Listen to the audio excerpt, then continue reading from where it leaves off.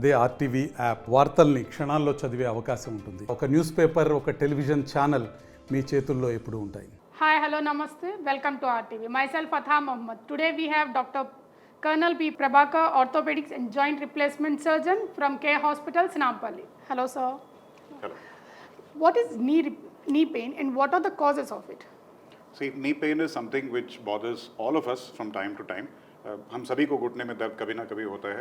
ज़्यादातर लोगों को उम्र जैसे बढ़ती है उसके हिसाब से जो है उनकी घुटने में दर्द ज़्यादा शुरू हो जाता है. कई लोगों को इतना ज़्यादा परेशान करता है कि अपने रोज़मर्रा का काम वो भी नहीं कर पाते हैं. और कुछ लोगों को जो कि यंगर एज ग्रुप यानी कि जो उम्र में कम है, उन लोगों को कई बार कोई चोट के बाद या फिर कोई स्पोर्ट्स इंजरी या इस प्रकार के किसी भी दिक्कत के बाद में घुटने का दर्द शुरू हो जाता है. तो कॉमनली जो हम देखते हैं, नॉर्मली आजकल vehicular accidents are on the rise. So we do know कि दैट कई बार एक्सीडेंट्स वगैरह के बाद में या तो घुटने पे हड्डी की चोट होती है या फिर कोई मांस फट जाता है या फिर कोई लिगामेंट इंजरी होती है यानी कि कोई नस टूटने की संभावना है. इन सभी चीज़ों के बाद में कुछ हद तक या तो घुटने में लचक रह सकती है या फिर अगर कोई कार्टिलेज में डैमेज हो तो उसके बाद में परसिस्टेंट पेन यानी कि लगातार दर्द बना रहता है. लेकिन यही चीज़ उम्र में जिनके ज़्यादा घिसावट के जो लक्षण हैं उन केसेस में क्या होता है कि दर्द एक प्लेटू पे रहता है.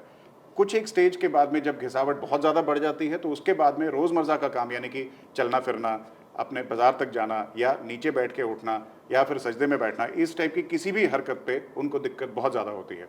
जब ऐसी स्टेज आती है तभी उनको लगता है कि अब या तो मैं किसी डॉक्टर के पास जाऊं या कोई हकीम या कोई किसी भी प्रकार के मेडिकल प्रैक्टिशनर के पास जाके इसका इलाज ढूंढूं. Do the person require medical help in that?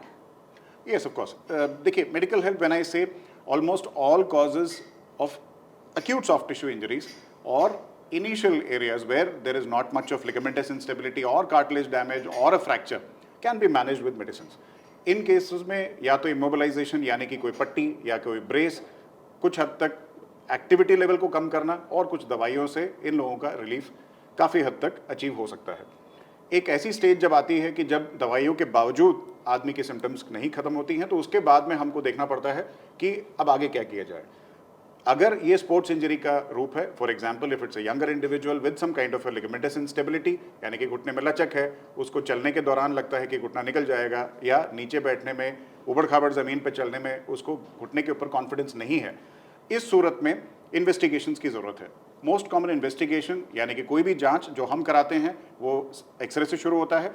X ray के मुताबिक हम ये बता सकते हैं कि यदि कोई फ्रैक्चर है या कोई और चोट लगी है जिसके कारण हड्डी की बनावट में या हड्डी के जो आर्किटेक्चर में कोई नुकसान पाया है. अगर हमें ये अंदाज़ा है कि कोई लिगामेंट इंजरी है यानी कि कोई सॉफ्ट टिश्यू कंपोनेंट है तो हम उसे एमआरआई की एडवाइस करते हैं. एमआरआई में यूजुअली सॉफ्ट टिश्यू और बोन दोनों चीज़ों का एक अच्छी तरीके से हमारे को विजुअलाइजेशन मिल जाता है यानी कि हम उसमें कोई भी दिक्कत हो तो वो हम देख सकते हैं और उसकी जो इलाज है उसी के मुताबिक किया जाता है. यानी कि अगर हड्डी में केवल सूजन है तो वो केवल इमोबिलाइजेशन यानी कि ब्रेस या पट्टी से और दवाई के ज़रिए उसको कम किया जा सकता है. अगर हमें लगता है कि कोई नस पूरी तरीके से टूट चुकी है और जो मरीज़ है उसको लचक की समस्या ज़्यादा है या इंस्टेबिलिटी जिसको कहा जाता है, तो इस सूरत में ऑपरेशन की ज़रूरत पड़ती है. So what is the difference between knee pain in elderly and knee pain in older people? In the younger individuals, you mean? Yeah. See, the difference basically is in a younger individual, we are looking at common causes of traumatic situations, wherein there is some injury, the individual is otherwise healthy, otherwise active, but has been not able to follow his normal activity levels because subsequent to an injury, there has been some kind of a hurt, some kind of a swelling, some kind of a ligamentous injury or to the bone.